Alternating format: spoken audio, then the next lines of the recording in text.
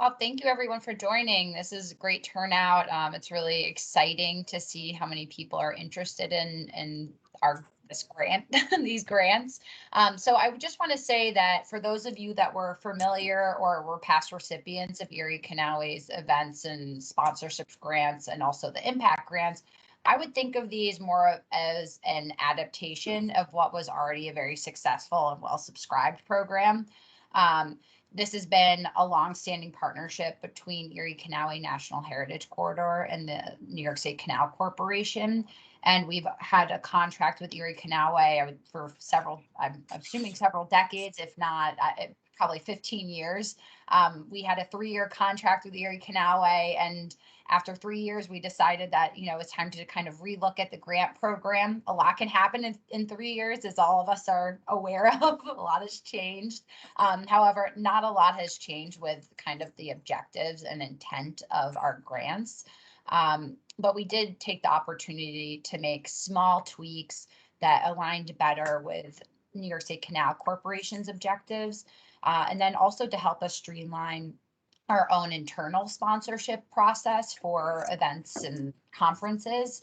So this year, we have these new competitive grants that are aimed at supporting tourism and recreation along the New York State New York State Canal system. The programs will provide funding to support tourism infrastructure and amenity improvements, as well as events. Funding is open to counties, municipalities, units of local government, not-for-profit organizations, and federally recognized Native American tribes. And I do want to make note of a few of the more significant changes. So this year, we altered the impact grants and focused more on infrastructure. And I know Andy will talk about that, but our intent here was Canal Corporation does administer our CFA grants. They are larger. The minimum is $25,000 with a maximum of $250,000.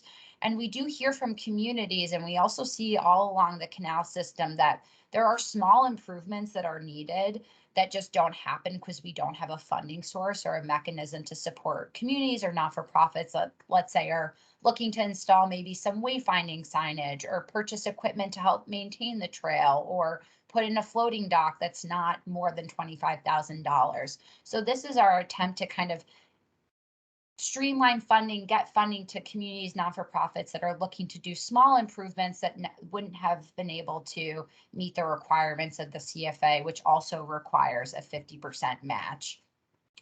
So I think about that program like that. And then for the event support grants, this program is to support public events and festivals that encourage the exploration and enjoyment of the canal system, including its heritage, the nature, and recreational offerings.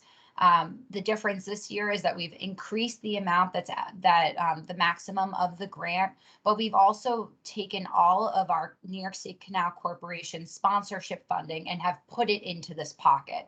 So if any of you are familiar or have worked with the Canal Corporation before, or we've sponsored an event of yours or a conference of yours in the past, you've probably reached out to us, asked for money, and we may or may not have given it to you. And it was kind of this piecemeal approach to supporting events. And sometimes at the end of the year, we would run out of money, but someone would come to us with a really interesting event that we couldn't support. So this is our opportunity to streamline the process and also make it, I would say, more fair, more competitive. We want to be able to support the best events and conferences possible. So having everybody apply and compete for that money is what we think the most fair approach. So those are the biggest changes. The objectives of both grants are to encourage recreation and tourism participation on the canal, enhance visitors to amenities, enhance visitor amenities, encourage overnight stays, improve the visitor experience while they're in the canal system, and then also to make recreation and tourism assets more accessible. That can mean a number of things. That means connection to, let's say, the trail from communities, but also maybe more adaptive type of equipment for people of all abilities to utilize the waterway or trail system. So I think we're looking for people to get creative here and think outside the box, and we're really excited to see the applications come in.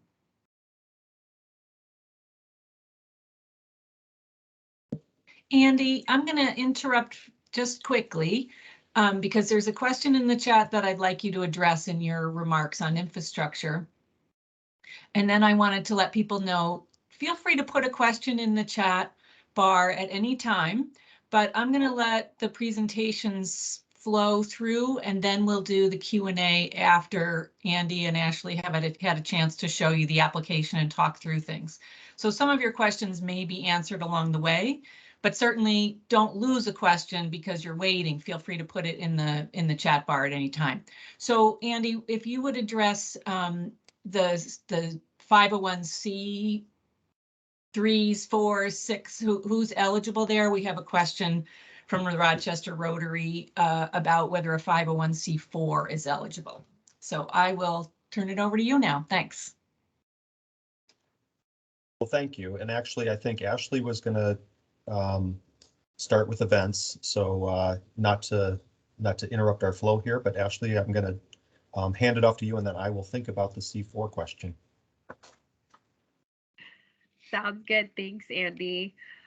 So like Sasha mentioned, there are some changes to the event program that are really exciting this year. The biggest one being is that the funding amounts are now higher than just $500. You can still apply for $500, but there's an opportunity to apply for funding up to $15,000. So if you have a larger event that you previously just, thought that you needed more money or support for, and you didn't apply for the grants program in the past, this is really exciting because now the events program is open to you. Just a reminder on that, every dollar that you receive in support from the grants program must be matched dollar for dollar by an additional non-federal or non-state funding source. That can include volunteer hours. So just keep that in mind when you're applying. Make sure that every dollar that you apply for, you can match from another funding source. At the conclusion of your event, you will be asked to fill out a form that documents that match. We'll also ask you for things at the conclusion of your event, such as like specific data points about your event, like the overall attendance. You don't have to have an exact attendance amount. I know for some larger events that's really hard to calculate, but your best guess is always welcome. And we also really like to see photos. So with that report, you'll also be asked to submit photography or any marketing materials that you may have used to promote your event. In terms of the application, for those of you who have applied previously, you'll notice that a lot of the questions are the same. There are a lot of kind of information gathering questions where we're just asking you basic questions about your event. However, for events that are applying for $2,500 or more, you'll notice that we're asking for more information than if you're applying for $2,499 or less. So with that, we will require anyone $2,500 or more to fill out a budget sheet that details the sources of funding and exactly how you plan to use the funds once they are awarded. And Andy will go through that sheet in more detail when he talks about the infrastructure, because anyone applying for a tourism infrastructure component of this grant program will also need to fill that sheet out. So make sure if you're just here for events, you're still paying attention to Andy's piece of the presentation today. One thing to note also about the event application is please make sure your promotional descriptions are really clear and concise. Those promotional descriptions are what we will use to actually promote your event through Erie Canalway and New York State Canal Corporation, social media, e-news, things like that. So the more concise and clear you can be with that promotional description, the better and easier it is for us. One thing we tried to streamline this year as well is the date and location of the event, because A lot of you will either have your event take place on one day and in one location, but in some instances we have event series. So for example, concert series or events that take place in multiple dates and multiple locations. You'll see that the application is a little bit different this year. So I'm going to share my screen to show everyone what that looks like. Can everyone see my screen okay? You should see the event portion of the application. I do see it, Ashley, yes. Great, thanks, Andy. So if your event takes place in one day in one location, easy peasy, you'll select that and you'll see event date, event location pop up. If your event takes place on multiple dates or multiple locations, you're going to select that second option and you'll see a chart pop up. In this chart, we want as much detail as you can possibly provide us about your event or event series. So if your event takes place over a week or a weekend, make sure you include a date range with that event location and then the city, town, or village that the event is taking place in. So the event location would be like the park, the gazebo next to the canal system, that actual specific location where we can direct people to within your city, town, or village. If your event takes place in a series, for example, say every Thursday, May through June, make sure to note that somewhere in this chart. And if it's taking place in the same location, make sure you note that. As much detail as you can possibly give us in this chart is best, because we want to make sure that we're clearly communicating date and location. That's been one of the more difficult aspects for us to communicate as we're marketing some of these events. If you need to add rows, you can do so by clicking add row down here at the bottom, and another row will pop up. You can add as many as you want. So don't hesitate to continue to add rows if your event has, you know, several dates and several locations that go past the 3 lines that are already there. All right, I'm going to stop sharing my screen. So those are the biggest changes in the events application. I'm really excited about the new opportunity to sponsor some larger events and to see all of your guys' applications come in for event funding. So with that, I'm going to turn things over to Andy. Great. Thank you, Ashley. That was well done. I appreciate it. I'm Andy Kitzman. I'm with Erie Canalway National Heritage Corridor. I'm the project manager for the tourism infrastructure and amenity support side of things. Earlier, Sasha had mentioned our impact grants program, which Canal Corporation has also supported throughout the years. And this is an adaptation of that, but unlike the events piece, this is substantially different. It includes capital requests and some other activities that the impact grants program did not cover. So what I'm going to do is share my screen, and I'm just going to quickly walk through the program guide and note some key items in there to be aware of. And I encourage everybody, when you're filling out your applications, to pull this document off of Erie Canalway's grant landing page. There's a link for this document, and it should be your Bible as you're completing the application. So first is that this supports the acquisition of equipment and tourism amenities that enhance recreational assets along the canal system. The goal here really is to increase tourism awareness, increase local users, to build infrastructure around this absolutely awesome system that we have. Uses of funds. The first one is the big Andy, one. would you just plus your screen so we can see it a little bit better? Absolutely. Thank you. Good, Gene, or more? It didn't work, so maybe it's just leave it. I thought it didn't go up. All right. So construction or improvement of recreational assets, including trails, parking areas, accessible boat launches, docks, storage facilities, rest stops, and aesthetic features, including public art, plazas, gardens, or amphitheaters are all eligible for capital work. So give me a call if you have questions about that. I've had lots of questions about what does capital mean? What are the requirements? I don't have time to go through all that here, but please do give me a call.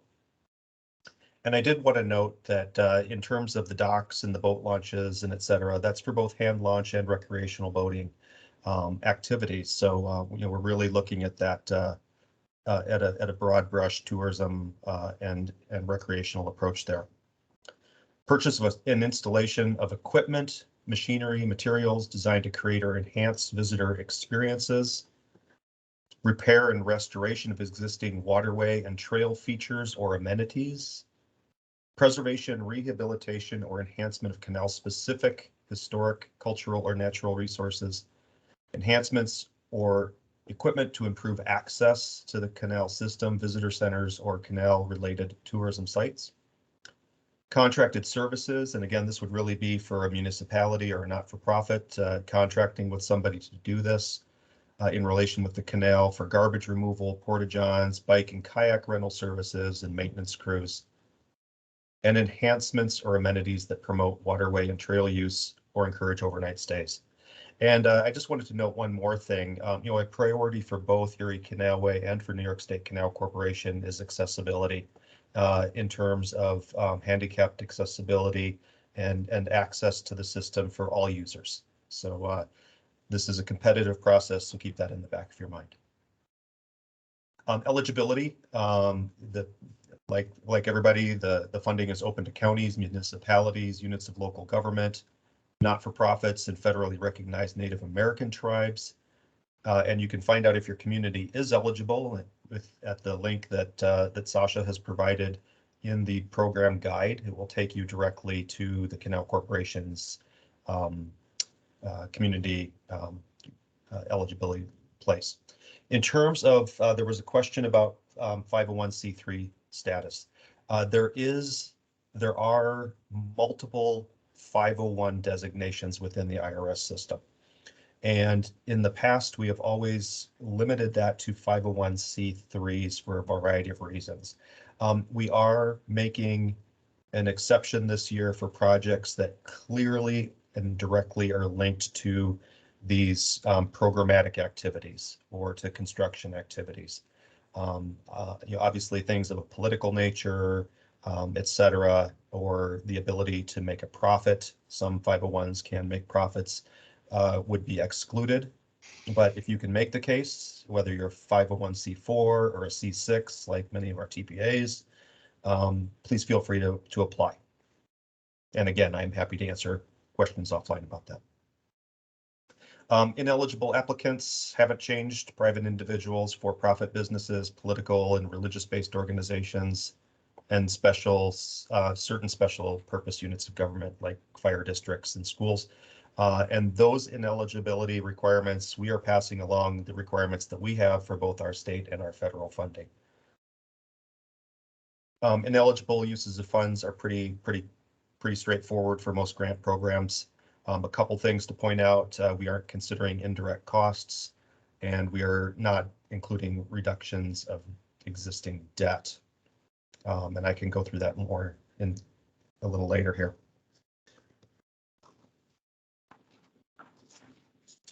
As Ashley mentioned, we do require a one-to-one match across the board for both programs.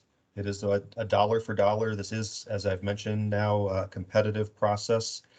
Your best bet is to make a cash match. A one-to-one cash match is the cleanest, easiest way to do this. The second way is through in-kind donations, the volunteer hours, staff hours, things like that. One thing that I wanted to point out here that is not eligible in the events side of things is the tourism infrastructure side does allow up to 10% for staff costs for staff people who are directly related to your project. So you may request up to 10%. If it was a $24,000 request, that would be $2,400. And I want to be clear that that's not $2,400 on top of your request. So if you do request $24,000, you can't request $2,400 in staff time on top of that. I get that question all the time. So we do cap at $2,400. I also wanted to note a couple of other things. There are going to be permits required These are capital projects, and we have, and I'm going to skip over to, and I can't move this thing out of my way. Oh, shoot. I can't. My presenting toolbar is covering up my links. There we go. I wanted to call everybody's attention to our newly developed hand launch guidelines. I don't have the expertise to go into all of the legalities of putting in a dock or other infrastructure on the canal system. This will answer a lot of your questions related to permitting, and I encourage you to take a look at this. It's on our website in a variety of different places, and you can find it there. And again, happy to talk with you more about that. Okay. Wanted to touch base quickly on design guidelines and artwork. We do accept applications for signage, for murals, things of that nature. We take design very seriously. We expect professional standards. We have guidelines that we expect to be followed, and we will take an active role in the development of projects, design-based projects, as they are implemented throughout the design process. So please be aware of that as you apply. And consultant services, we do accept funding for consultant services. That can be in a variety of different ways, and I would just encourage folks to give me a call to talk about consultant services and how that might work for you, and what our requirements are there. Again, there's a lot of information. So I'm going to pause for just a second, and I'm going to switch over to the application. So the second piece that I'm doing is the good grants piece.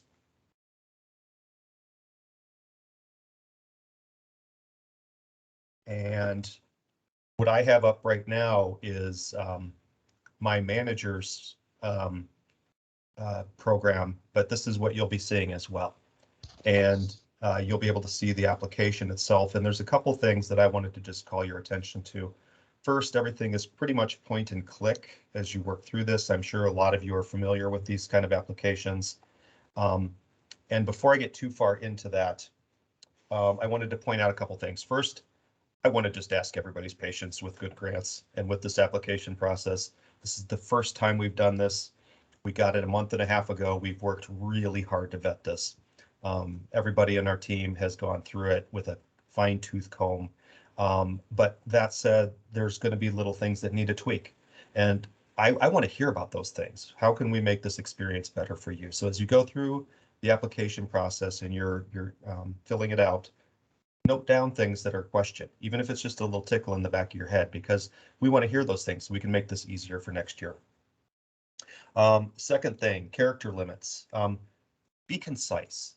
We do have character limits, and I will say I've been a grant manager for 15 years now, and I can tell you the one thing that you really need to do is be concise and pointed about what you're requesting. Don't throw everything at the wall. So look at those character limits as an opportunity to be really specific about what you are requesting. I've used the word competitive several times, and I just wanted to call your attentions to competitive versus eligible. There are a lot of activities out there that are eligible. What makes an application competitive is marrying your project to our goals and activities, and really showing how it enhances the corridor, how it enhances the visitor services, and raises awareness for this awesome canal system that we all love and share.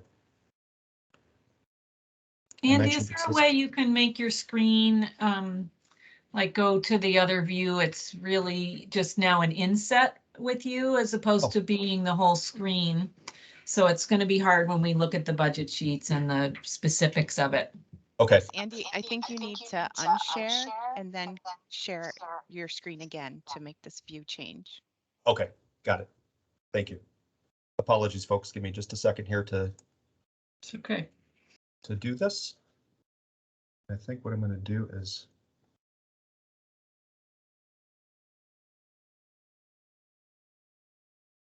The joys of our new virtual world, eh? Okay. Now.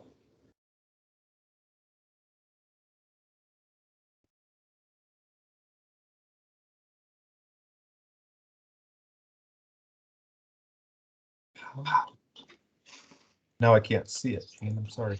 That's okay.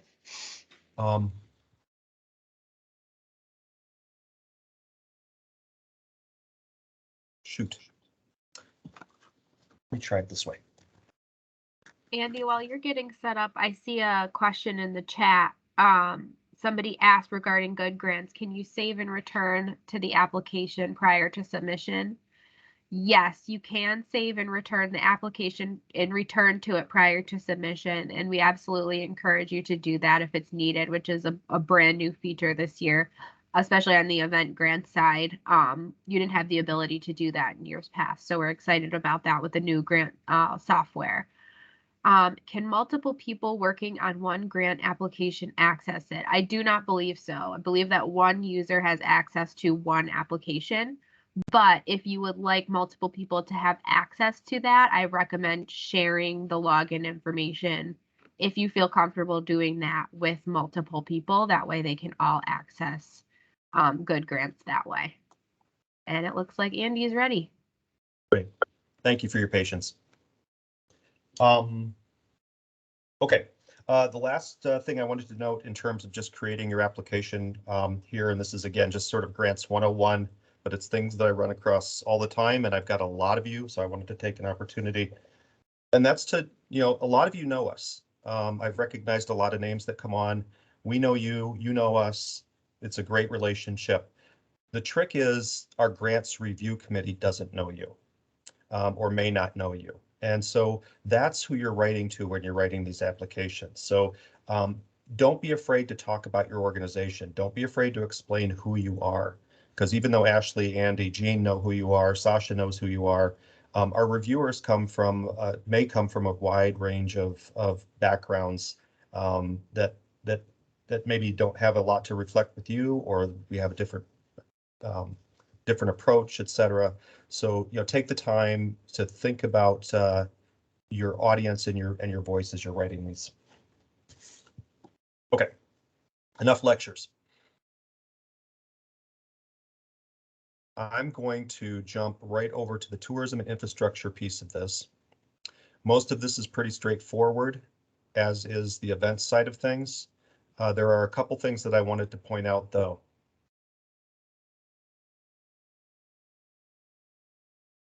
So I had a question, I think I saw a question in the chat out of the corner of my eye that asked about how to upload planning documents, design drawings, etc. This is the link right here. So there's within the application itself, married within the questions are the uploads, and all you do is, and I can't do it here because I'm in the wrong mode. Let me see if I can get back up here.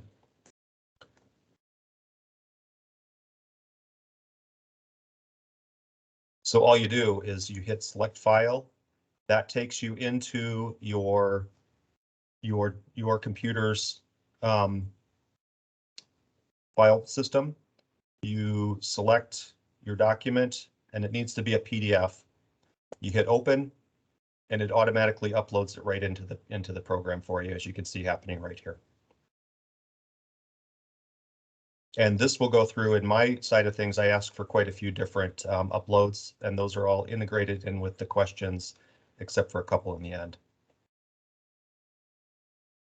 One of the things that I asked for, these are capital projects. They're going to incorporate both federal and state funding. And so that is a trigger for federal 106 historic preservation reviews. And those are conducted by the New York State SHPO.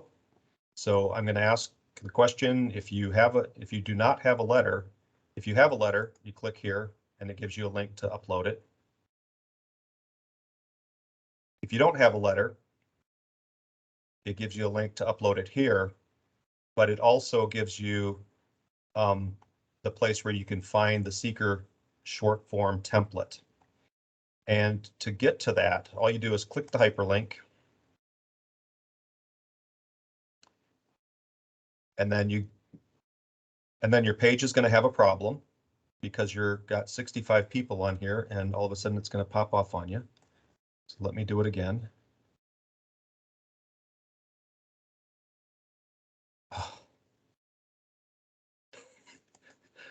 You can all see it in the quick. I'm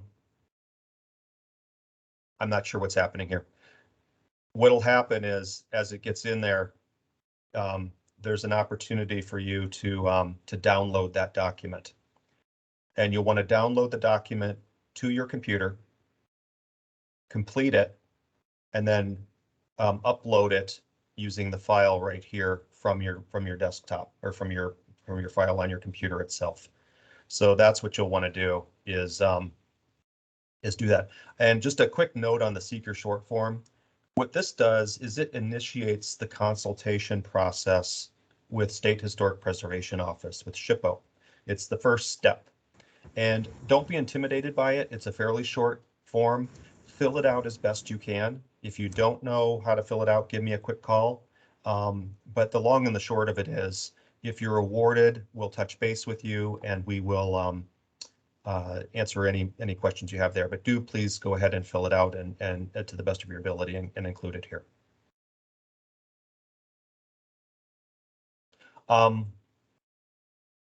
The next thing, and this is what Ashley had noted, is the budget. And we do have a budget template, and I'm going to try this again, so hopefully this one will work for us. And it looks like it is not. Oh. All right. It's the same process, and we will get that link fixed. Yes? Andy, I have it pulled up. Do you want me to share my screen real quick? And Could you can please? through it? Yep. Yep, thank you. Clearly it likes Ashley's computer better than my computer.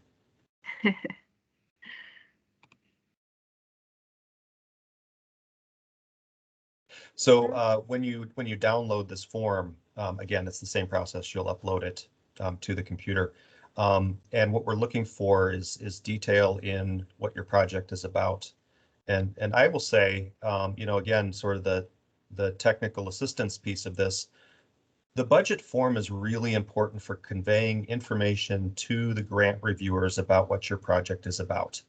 I'll be honest, I go right here when I start an application because this tells me exactly what you're doing.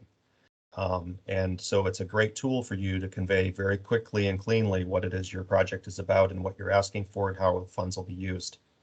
So obviously you fill in the applicant information and the project event or title right here. Sources of funds. You'll pop in your source that you're requesting for us right here, where it says requested or pending in the middle column. Any other sources of funding that you have. It's the Central New York Community Foundation, or it's cash from your organization, or it's another grant. You know, you'll want to list out the name of those applicants there, and then lay it out in the in one of the two columns here. So if it's the Central New York Community Foundation and you've made the request but they haven't awarded it yet, then it's going to be requested or pending, and so you would put the amount there. If they have awarded it, then you would put it in secured. If you were including volunteer time, we consider volunteer hours as cash. So you would put volunteers here, and then that amount would go in the in-kind column over here on the right. They are all self-totaling, so everything should be totaled right here. And so that's your sources of funds and your income. Under uses of project funds, this is really, when I was talking about, when I look at these to get information, this is what I'm looking at right here. So, you know, your personnel is in kind here. Volunteers, if you're purchasing equipment, you would want to put in the equipment amount, etc. And whether it's requested or other support. And this is where you're showing your match. So if it's in requested of New York State Canal Corporation and Erie Canalway, then that's what you're requesting of us. And I can see that very cleanly and clearly, that you want to buy a lawnmower and it's going to cost $24,000 and you're requesting $12,000 from us, and you've got $12,000 from another organization here. So so that's that. So please be as clear and detailed as you can in that uses of project funds. It's very helpful. Okay. So I do not have my application open anymore, but those were the two pieces that I was going to go through to talk about. And I am happy to talk with anybody offline to walk you through this. Don't be intimidated by it. I was intimidated by it when I first started working with it, and I actually found it to be extremely user-friendly once I got into it and got my sleeves rolled up. So I'm happy to walk anybody who needs the help through it, as I'm sure Ashley is too. Okay. Jean, I think with that, I'm going to stop there and turn it over to you for questions and answers. We have about 20 minutes left, folks. All right, great. Well, we have a lot of questions, which is awesome. So I'm going to try to group some similar questions together, and then we'll try to make sure we get everybody's answered. So I want to start off with a question about money. And if you would just reiterate the total amount, the range of grants awarded in each category, and what is the total amount of money that we have in the grant pool for this year. Sure. So I can take that. We have budgeted $200,000 that will be shared between the two programs. We do not have a division between those two, within that $200,000 between the two grant programs. We would like to see what kind. This is a new year. It's a new program. We're not quite sure what to expect. So part of the grant review committee's project is going to be to figure out an equitable distribution. The infrastructure side of things is $5,000 to $24,000. The events side of things is $500 to $15,000, and both require a one-to-one match. Okay, I'm going to go next to matching things because we have a couple of questions there. Do planning hours count as match? They do count as match. Absolutely. The one thing to be clear about, though, is that if they occur prior to award announcements, then they would not be eligible. So we are only considering eligible activities that take place during the grant period, which we consider as starting at receipt of. So if you get an award and you have an award letter that's dated April 22nd, that's the start of your date. The contracting is going to take a month or two beyond that. All right, Andy, this is another question for you. Do staff salaries count as match? Do you want to explain that again briefly? I think it's listed in the program guidelines too. Yeah, staff salaries for staff that are directly related to the project do count as match. So you may use that. What we'd ask in terms of documentation is a very simple timesheet that shows the name of the individual, the activity that they did, and the hours that they worked, and the date that they worked that, and they sign the document. We do not want personnel records. Those are personal information, private information, and we do not want to be responsible for that. Andy, does the grant application include a consistent rate for volunteer hours? It does. There's a website called the Independent Sector. If you go there, it's an excellent website. It will give you New York State's rate for this year, and you can simply go to Independent Sector. They'll ask you for a simple little login, and then use the number that they give you there. I don't know what it is off the top of my head. It's right around $32 an hour, so it's pretty darn good. All right, and Andy, this is another match question for you. Can match include other state funding if it doesn't come from Canal Corporation? I'm going to, I don't believe it can, but Sasha's nodding her head yes. So Sasha, can I pitch Or that maybe one? she's nodding her head, she'll answer it. I think that we had actually decided that no state funding would be allowable as match. There can be other state funding in the project. It just can't be included as match towards the grant. Okay. Yeah. So yeah. So that's the line that we're drawing. If that makes sense, Sasha. Yeah, I maybe I'm getting confused with our existing CFA grant where we do allow match from other state funding sources. So sorry for the confusion. That's okay. All right. Ashley, I've got an event question for you. And this is again a money question. So let's say someone applies for $1,000. Is there a possibility that we would give them less, but still they might get funding? Or will they only be awarded the amount they apply? Is it all or nothing? It's not all or nothing. If you apply for a higher funding amount, we may come back and say we can't do 2,500, but we can give you 2,000. So as Sasha and Andy had both mentioned, there is one pot of money for both grant programs. We really want to support as many people as possible with the event program, as long as obviously that fits within the scope and the goals that are laid out in that document that Andy pulled up and showed you all.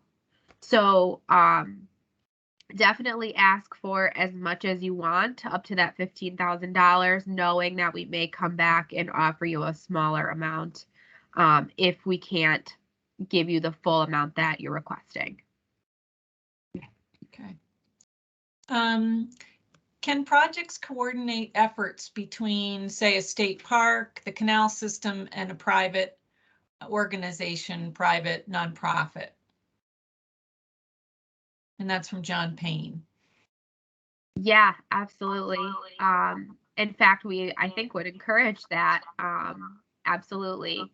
Just make sure that the lead applicant on your application is obviously the organization that falls within the eligibility requirements for the grant program.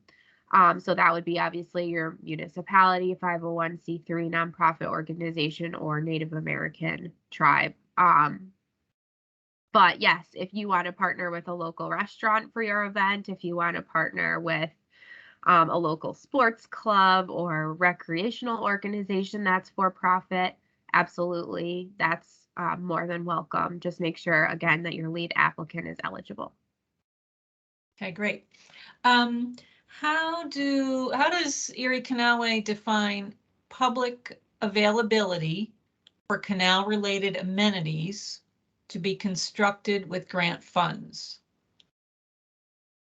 I'm going to read that one more time because I think it's a little bit hard to grasp. So how do we define public availability for canal-related amenities to be constructed? So in other words, I think what's publicly accessible or open? Yeah. How do we define that? Yeah, well, I think, and Sasha, do you want to take that one, Sasha? Or Andy, if you felt like you had a good answer to it, go for it, and I can always add on to it. Okay. Excellent. I'll start, and then you can come in behind me. So what I would say is a public space is publicly accessible means that the general public has access to the site. So a museum where the public can come and visit, a waterfront space where the public can come and recreate, and an event or an activity that charges a fee that's not prohibitive. So by prohibitive, if you're charging a fee for, let's say, a race, and the race registration fee is $25, that's no problem. If you're applying for some type of a canal event or canal celebration, and you're charging $150, that may be a different approach. That may be viewed as more exclusive or less publicly accessible. Does that make sense? Okay. Sasha, this one is for you. Do Canal Corporation fees apply to putting up signage on Canal Corporation property? That is something that we need to work on internally. I think that we would still require the fee because that would also mean that you were committing to maintaining the signage moving forward. We want to make sure that there's a commitment from the municipality or from the not-for-profit that if you're installing any new infrastructure, and I mean signs or benches, that it's not going to be on the Canal Corporation to make sure that it's not deteriorating, or we'll mow around it, but we want to make sure that there's also a commitment on your part that you're going to help maintain it. So I can circle back on the fees. They're not, I think it's $25 to $50, not substantial. So I'll determine that and can circle back to applicants. All right, and Andy, this might be a question for you. Would a letter of support from a municipality count as a sufficient documentation of their letter of support for a particular project? Absolutely. So, if you're looking for a general, community support for your project, letters of support are awesome. Committee members do read them, and they do show, again, that broad public embracing of the activity that you're doing. So, totally encourage you to do that. There's another type of letter that the infrastructure side asks for, and that is a letter of support that's more of a resolution to approve the project that you're requesting. And that should come from the leader of your organization or your board member or whoever the municipal leader is or the designated signing authority for your municipality. We can be pretty flexible at who it is. We just want to know that your organization and your municipality is behind your application if you're asking for our support. Okay, good.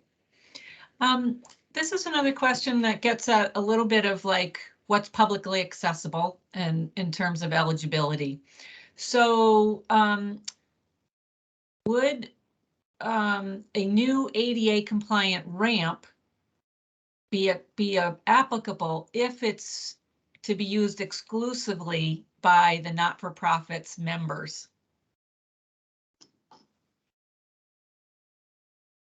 Can you read that one more time, Jean?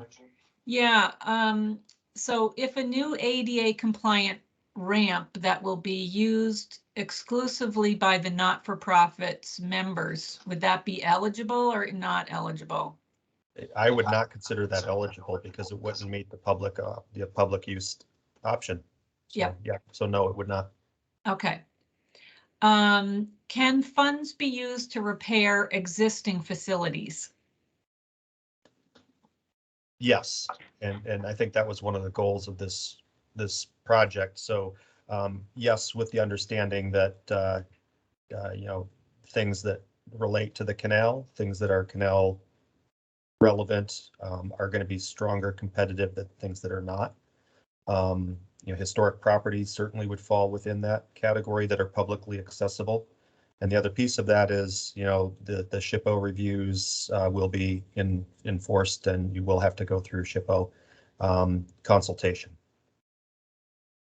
Okay, Ashley, this is a question for you, and I think it's going to be a tricky one. So can this application project be for a one-time winter event in the canal corridor that is held in January or February 2023? And I say it's tricky only because I know that we're funding events in 2022, and a 2023 event is going to fall into a gray spot because of the application period. That's absolutely true. So in the program guidelines, it says that we will only fund events that happen in the 2022 canal season. But I would definitely encourage you to give us a call, or to give me a call, or to call Sasha even too, if you would like, to discuss your event, because I think that would be super helpful, and then we can find ways for you to make your application more competitive. And like Jean said, that's a little bit of a gray area, since it's going to be hard for us to fund your event during that time period if we're only accepting applications during 2022, and then obviously the following year would be 2023. So I would definitely say give either myself or Sasha a call to discuss your event further. All right, great. There's a question about the recording of this meeting. And will it be sent to all of the registrants once it's ready, or do you have to request it? And I'll just answer that by saying we'll put the recording on our own website at eriecanalway.org. It'll be on the grants page. And so you can find it there. We'll try to post it within 24 hours. And then another question about the application itself. So Andy, maybe I'll throw this to you. Is there a place where people can download all of the application questions so they can work offline until submitting? Right now, there's not. And I actually have a request into Good Grants to see if there's a way for me to upload a document to Good Grants. But as a grant writer, I understand the value of that, and I can maybe work with Jean offline that maybe we can put something on the grants landing page that might be helpful. But Jean, I'll discuss that with you.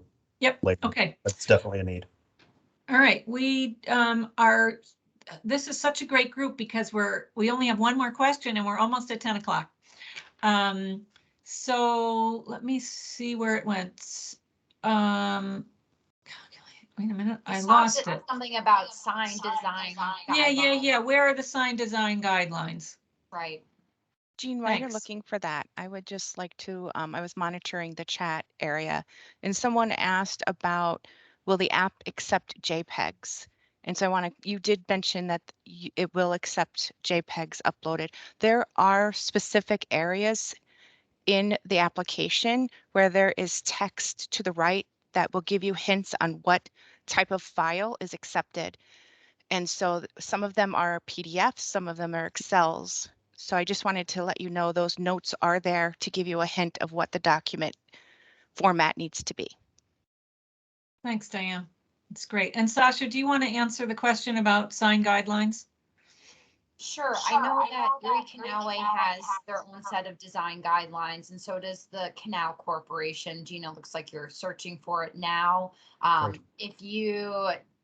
I'm not sure if it's in the grant information on the web page, but we could certainly add it as a resource.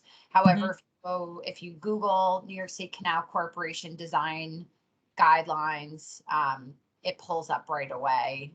It'll be the first link, and I would say similarly for Erie Canalway. But Andy and Jean, that's certainly something we could just add to the website. So yeah, I think that sounds great.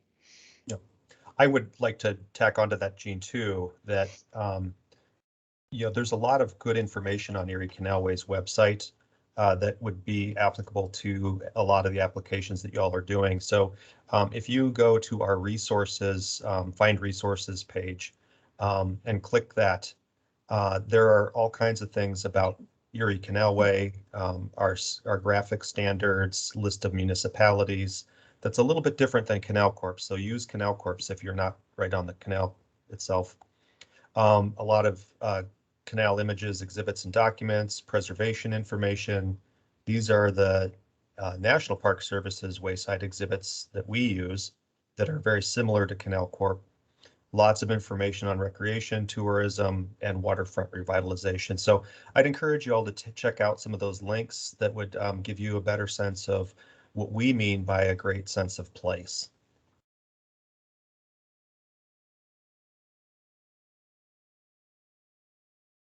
Okay. Andy, I don't have other questions, so I think it's up to you guys to just wrap up. Okay. Well, Ashley, thank you so much. Sasha, thank you, and thank you to your colleagues at the New York State Canal Corporation and NYPA and Reimagine. We really appreciate you supporting this effort and initiating this effort. And I think the turnout on today's call, I think I saw 70 people at one point, really speaks volumes to the need and to the passion that the people in the corridor have for this resource. It's a wonderful place. It's a wonderful opportunity. So thank you to everybody. Thank you to everybody on the call. Please do not hesitate to pick up your phone, to call myself, to call Ashley, Jean, Sasha. Any of us are happy to field questions at any time. It's going to be highly competitive. We're not going to be able to fund everybody. We recognize that.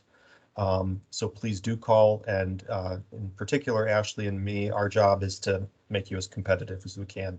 So good luck to you all. Stay well, stay healthy, and thank you. Goodbye. Thank you. Thanks, everyone. Take care.